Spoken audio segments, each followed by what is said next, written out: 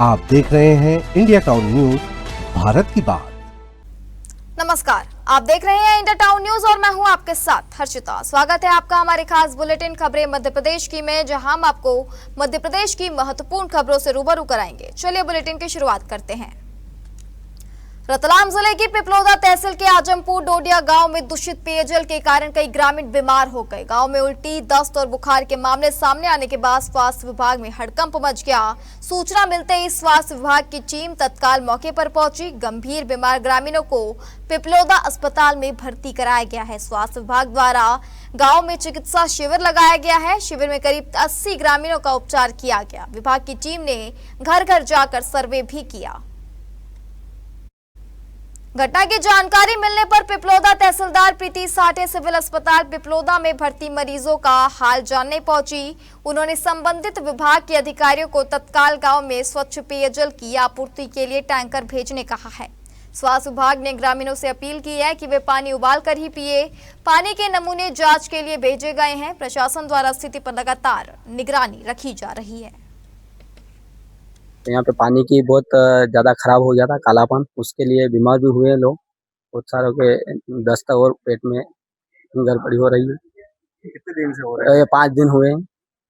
5 दिन से बहुत ज़्यादा दिक्कत है। हमारे गांव आजमपुर डोडिया में, जो कि पीने का पानी का स्रोत एक मात्र कुआं है, और आसपास के सभी जो अपने नलकूप है, कुएं हैं, उसमें मोला पानी है। हम सारे गाँव वाले एक ही जगह पानी पीते हैं, सरकारी कुआं कहते हैं उसे। उसका पानी बहुत ही खराब है। अगर उसके अंदर से पानी भरते हैं तो कैनों में हमारे कंजी जम जाती है। उसका दूषित पानी पीने से हमारे गांव में बहुत सारे व्यक्तियों की जो है तबीयत खराब हो गई है। मेरे घर में खुद 15 सदस्य, जिसमें से 10 सदस्य गंभीर बीमारी से ग्रसित हैं और उनका पेट दर्द, उल्टी, दस्त चालू है।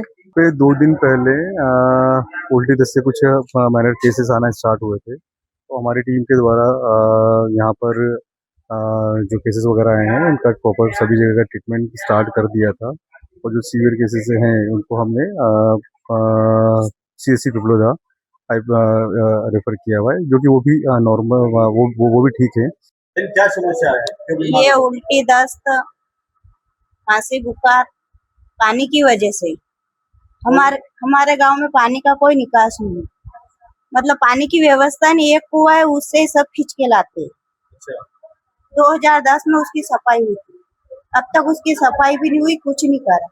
पानी ऐसा नीला का चाहता है। जी सर, कम से कम 3-4 रोज से मेरे को तबीयत खराब हो रही है।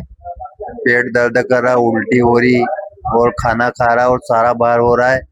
पंचेवा भी इलाज करवाया मैंने, बोरखेड़ा भी करवाया, लेकिन कोई आराम नहीं हुआ। उसके बाद गांव आजमपुर डोडिया में कैंप लगा था, तो हम सुबह में गए थे। तो सुबह के बाद हमने पिपलोदा इलाज करवाने आए। क्या समस्या हो रही है? कुएं का पानी खराब है। किस गांव की घटना और कितने लोग बीमार हुए? ये आजमपुर डोडिया माताजी बड़ाई लाख पास में, और पूरा गांव में उल्टी, दस्त, बुखार, हाथ पैर दर्द, ये समस्या है। अभी किससे कहाँ आए हैं और कितने लोग बीमार हुए? मेरे घर में 13-14 सदस्य है, तो 1 या 2 बच्चे हुए और सब बीमार है। न्याय की आखिरी सीढ़ी माने जाने वाली पोस्टमार्टम प्रक्रिया आज खुद मौत के मुहाने पर खड़ी है। गोटेगांव का 56 साल पुराना पोस्टमार्टम गृह ढह गया है। अब शवों का पोस्टमार्टम खुलेआम हॉस्पिटल कैंपस में किए जाने लगा है। नए मुर्दा घर यानी चीर घर के लिए 10 लाख रुपए स्वीकृत भी हो चुके हैं, मगर लंबा अरसा गुजर जाने के बाद भी नए भवन का निर्माण शुरू नहीं हो सका है। देखिए मुर्दा सिस्टम की बेपरवाही की रिपोर्ट जो हमें भेजी है नरसिंहपुर से आशीष साहू ने। संदिग्ध मौत और दुर्घटनाओं की गुत्थी सुलझाने में पोस्टमार्टम रिपोर्ट को अहम साक्ष्य माना जाता है। यह सिस्टम आज नरसिंहपुर जिले के गोटेगांव में दम तोड़ चुका है।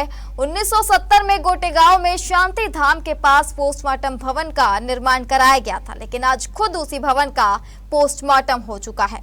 भवन पूरी तरह जर्जर हो चुका है और संबंधित विभाग ने इसे कंडम घोषित कर दिया है।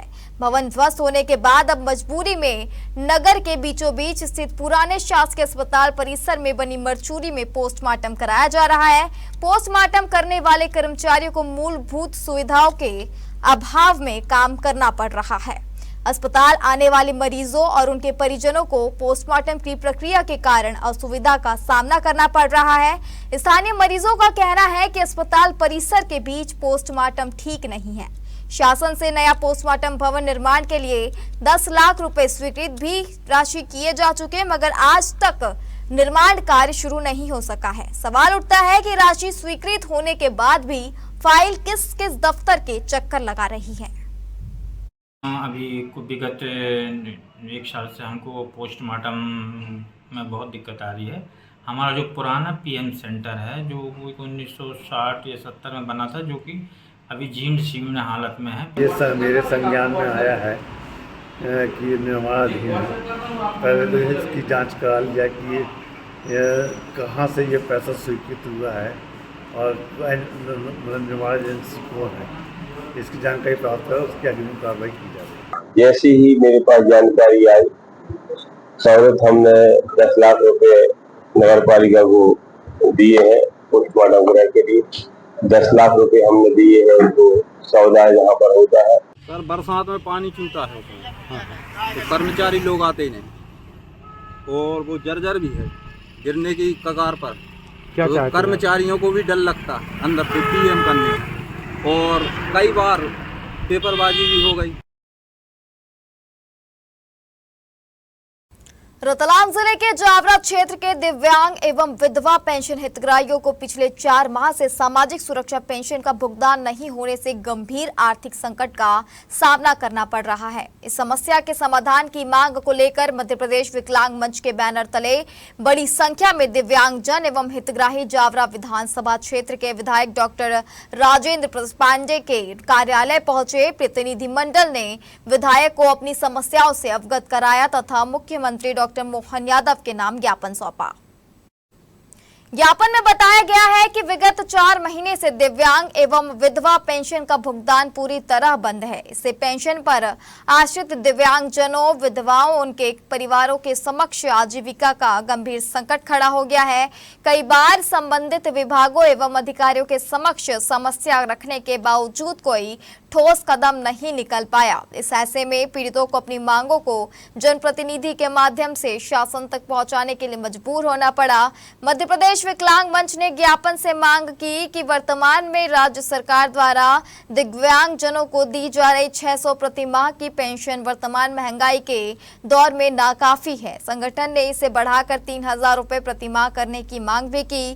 संगठन का कहना है कि दिव्यांगजनों को सामान्य नागरिकों की तुलना में चिकित्सा, देखभाल, आवागमन एवं अन्य आवश्यकताओं पर अधिक खर्च करना पड़ता है, इसलिए उन्हें सम्मानजनक जीवन यापन के लिए पर्याप्त आर्थिक सहायता मिलनी चाहिए। इसके साथ ही संगठन ने मांग की कि सामाजिक सुरक्षा पेंशन का भुगतान प्रत्येक माह 1 से 10 तारीख के बीच नियमित रूप से लाभार्थियों के बैंक खातों में सुनिश्चित किया जाए।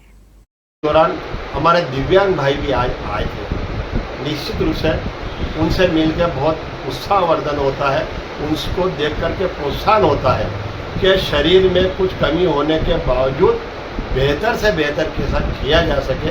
ये दिव्यांगजन हमें शिक्षा देते हैं।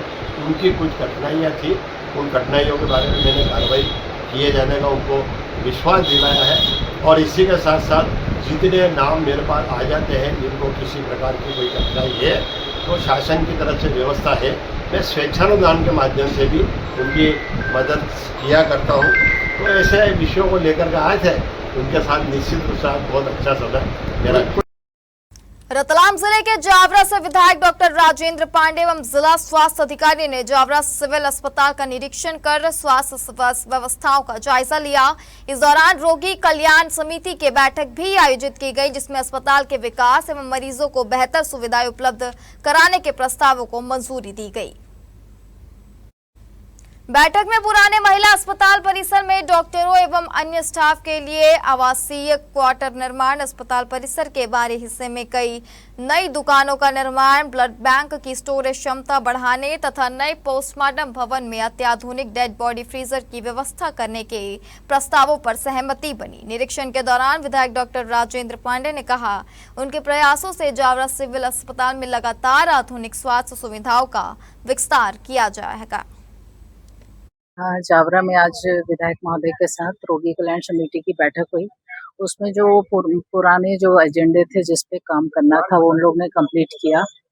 पालन प्रतिवेदन जिसे कहते हैं उस पे बात हुई, और जिसके बाद फिर जो अस्पताल में जो जिस चीज की आवश्यकता थी, जैसे कि मैन पावर चाहिए था, शेड बनाना था,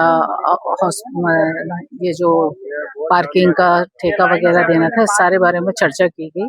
मैं जब से बना हूँ या मुझे जब से जिम्मेदारी मिली है, मैंने तब से लगातार प्रयास किए हैं। जावरा सिविल हॉस्पिटल के साथ साथ महिला चिकित्सालय के साथ साथ जावरा विकासखंड और पिपलौदा विकासखंड के अंतर्गत आने वाली समस्त स्वास्थ्य सेवाओं के संबंध में क्या और बेहतर किया जा सकता है, कितना अच्छा सा किया जा सकता है। रीवा जिले के त्योंथर से सरकारी स्कूल की बदहाली की ऐसी तस्वीर सामने आई है जिसने शिक्षा व्यवस्था पर गंभीर सवाल खड़े कर दिए हैं। जहां बच्चों के हाथों में किताबें होनी चाहिए, वहां उन्हें झाड़ू पकड़ाकर स्कूल की सफाई कराई जा रही है। मामले का वीडियो भी सामने आया है जो अब सोशल मीडिया में वायरल हो रहा है। वीडियो वायरल होने के बाद जिला शिक्षा अधिकारी ने मामले को संज्ञान में लिया है और जांच कर कार्रवाई की बात कही है।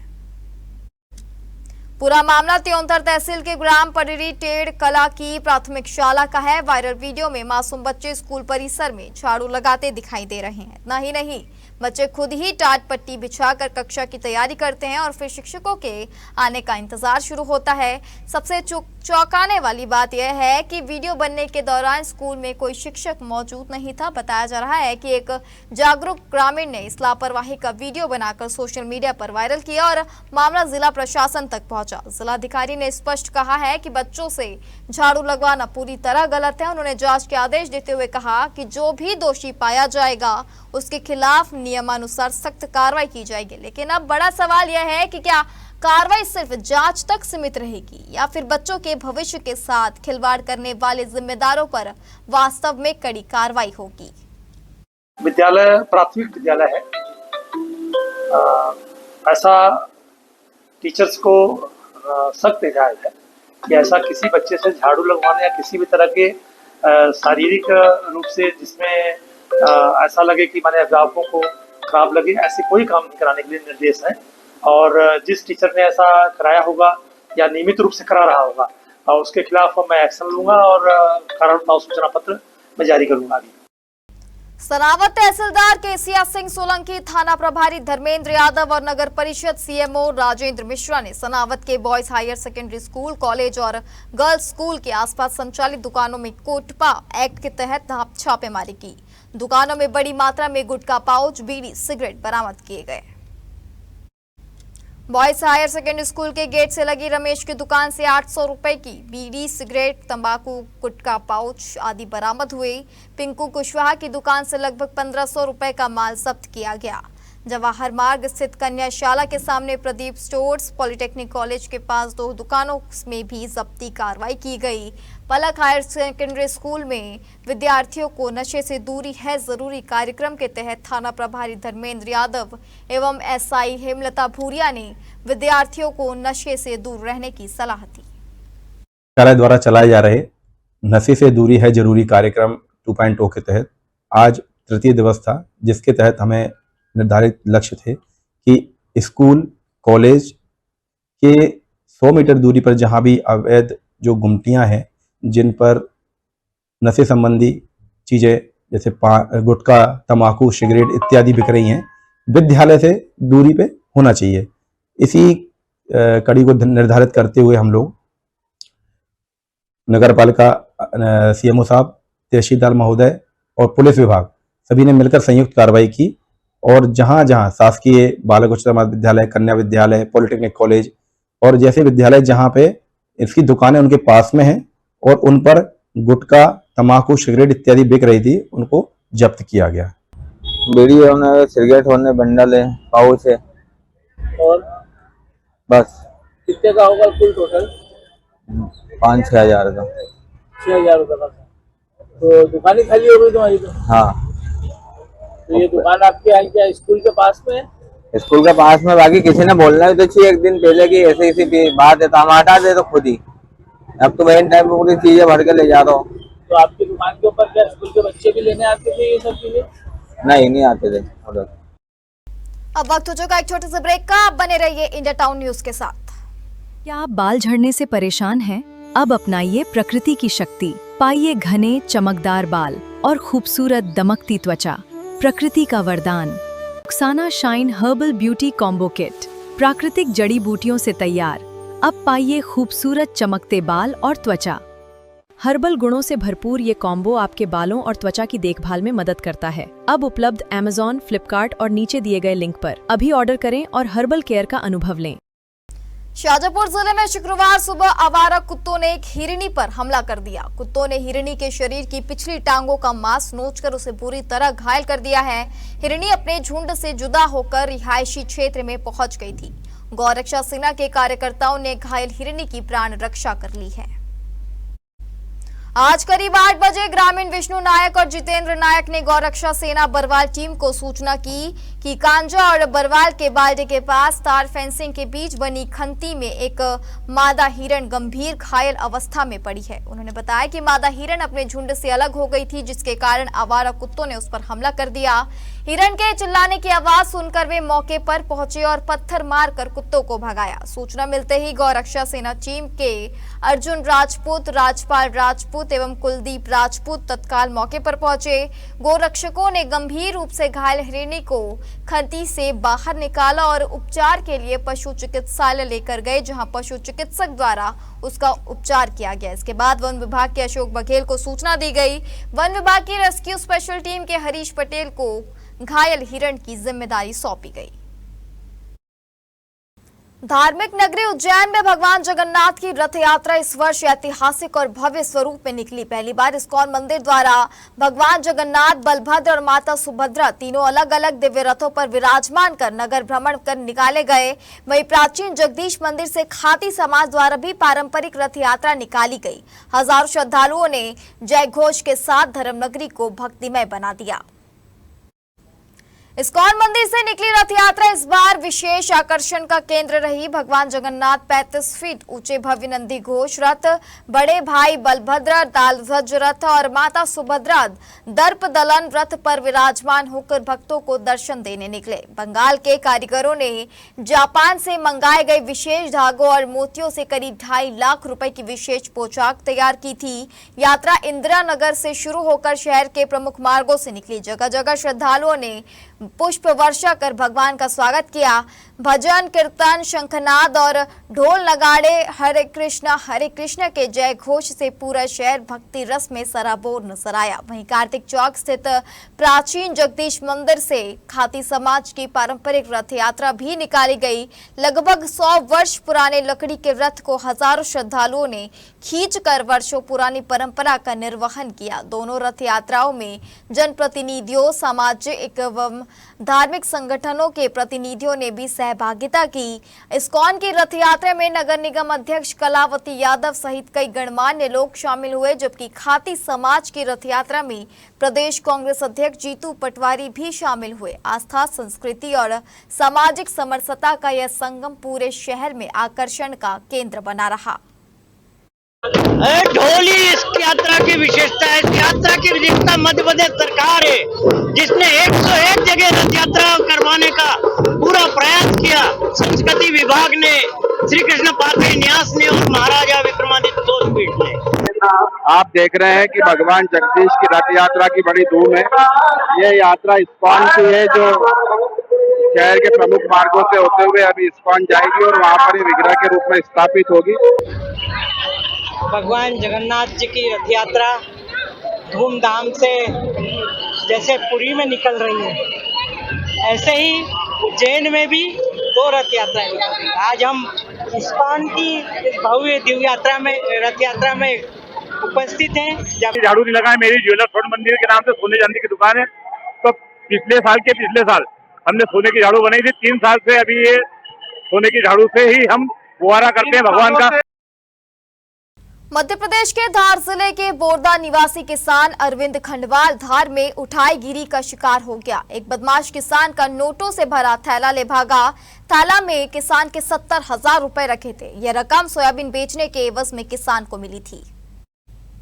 पुलिस में दर्ज कराई गई कि शिकायत के मुताबिक किसान अरविंद खंडवाल मंडी में सोयाबीन बेचने के बाद मिले 70,000 लेकर बोहरा बाजार में सब्जी खरीदने गया था, जहां नोटों के थैले को बाइक पर टांग कर वहां सब्जी खरीदने में व्यस्त हो गया। इसी दौरान एक बदमाश नोटों के थैले को ले भागा। कोतवाली थाना पुलिस ने अज्ञात आरोपी के खिलाफ प्रकरण दर्ज कर जांच शुरू कर दी है। पुलिस मंडी क्षेत्र में लगे सीसीटीवी कैमरों की फुटेज खंगाल रही है तथा आरोपी की पहचान के प्रयास किए जा रहे हैं। अनाज मंडी के आसपास किसानों के साथ चोरी व लूटपाट की घटनाएं आए दिन देखने को मिल रही है। धार शहर में भगवान जगन्नाथ की रथ यात्रा शुरू होने से पहले एक ऐसा दृश्य दिखा जिसने सबका दिल जीत लिया। बड़ी संख्या में महिलाएं हाथों में झाड़ू लेकर रथ के आगे आगे रास्ता साफ करते चल रही थी। ये सिर्फ सफाई नहीं थी, ये थी श्रद्धा, सेवा और समर्पण की जीती जागती तस्वीर। जैसे ही रथ आगे बढ़ा, पूरा शहर जय जगन्नाथ के घोष से गूंज उठा। सुबह से ही सड़कों पर जनसैलाब उमड़ पड़ा था। हर कोई भगवान जगन्नाथ, बलभद्र और सुभद्रा जी की एक झलक पाने को बेताब नजर आ रहा था। भगवान जगन्नाथ, बलभद्र और सुभद्रा जी रथ पर सवार होकर नगर भ्रमण कर निकले। रथ को खींचने के लिए भीड़ उमड़ पड़ी। मान्यता है कि इससे हर मनोकामना पूरी होती है। रास्ते भर पुष्प वर्षा, प्रसाद वितरण का दौर चलता रहा। भारी भीड़ के बीच पुलिस प्रशासन पूरी तरह मुस्तैद रहा। कोतवाली थाना प्रभारी ईश्वर सिंह चौहान, यातायात थाना प्रभारी प्रेम सिंह ठाकुर और नौगांव थाना प्रभारी लगातार मैदान पर डटे रहे। धार जिले में नशा मुक्ति पखवाड़ा के दूसरे दिन जिले के सभी शासकीय एवं अशासकीय स्कूल कॉलेजों में जन जागरूकता कार्यक्रम आयोजित किए गए। जिला शिक्षा अधिकारी धार के मार्गदर्शन में आयोजित इन कार्यक्रमों का मुख्य उद्देश्य युवा पीढ़ी को नशे के दुष्प्रभावों से अवगत कराना और उन्हें एक स्वस्थ जीवन शैली के लिए प्रेरित करना था। धार जिले के दसई के little flower higher secondary school में विद्यार्थियों को नशा मुक्ति की शपथ चौकी प्रभारी दिनेश यादव ने दिलाई। 200 विद्यार्थियों और शिक्षकों को नशा मुक्ति की शपथ दिलाई गई। छात्रों ने संकल्प लिया कि वे न केवल स्वयं को नशे से दूर रखेंगे बल्कि समाज को भी नशा मुक्त बनाने में सक्रिय भूमिका निभाएंगे। नागरिकों से अपील की गई है कि वे नशा मुक्ति अभियान में सहयोग दें और एक स्वस्थ, समृद्ध और नशा मुक्त समाज के निर्माण में भागीदारी बने। धार की ऐतिहासिक भोजशाला को लेकर शुक्रवार को एक बार फिर घटनाक्रम तेज हो गया। आज शुक्रवार को भोजशाला में नियमित पूजा हुई, वहीं जुम्मे की नमाज भोजशाला के नजदीक नहीं पाई। प्रशासन का कहना है कि कोर्ट का स्पष्ट आदेश प्राप्त न पाने के कारण ऐसा हुआ है। जिला प्रशासन ने मुस्लिम पक्ष के प्रतिनिधियों, याचिकाकर्ताओं और अन्य संबंधित पक्षों की बैठक बुलाई। बैठक के बाद मुस्लिम पक्ष ने प्रशासन पर सुप्रीम कोर्ट के आदेश की गलत व्याख्या करने का आरोप लगाया।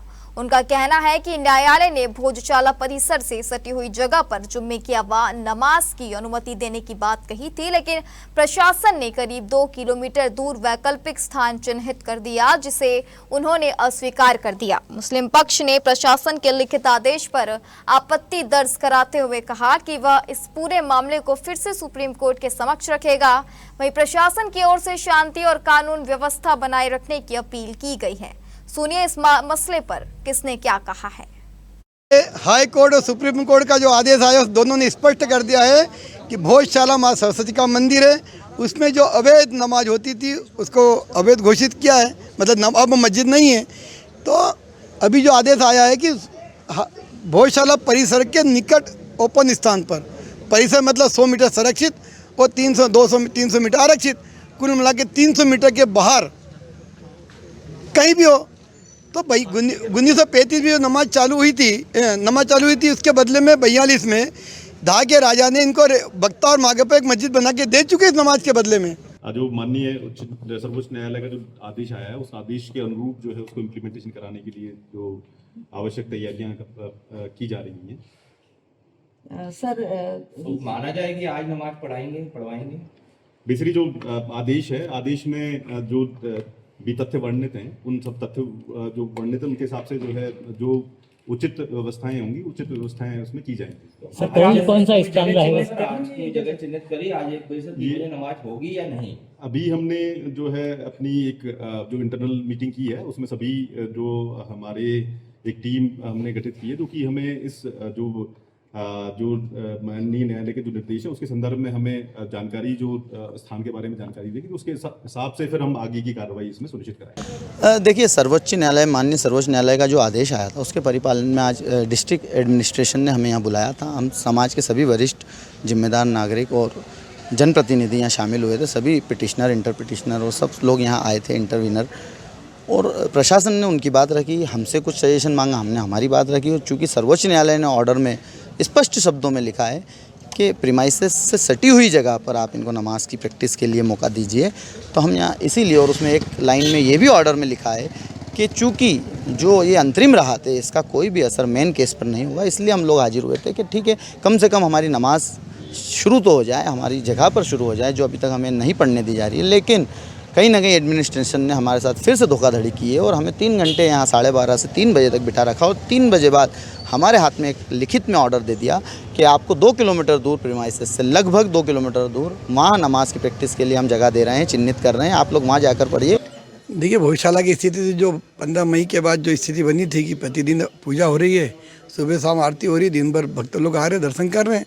आज भी सुबह 9 बजे की आरती हो चुकी है, शाम को 6 बजे फिर आरती होगी। अच्छा, दिन में क्या आयोजन है? बजरंग दल के कुछ लोग भी जानकारी लगी, बजरंग दल के, अंतर्राष्ट्रीय बजरंग दल के कार्यकर्ता यहाँ आकर भजन पूजन करेंगे और प्रसाद वितरण करेंगे, आरती करेंगे।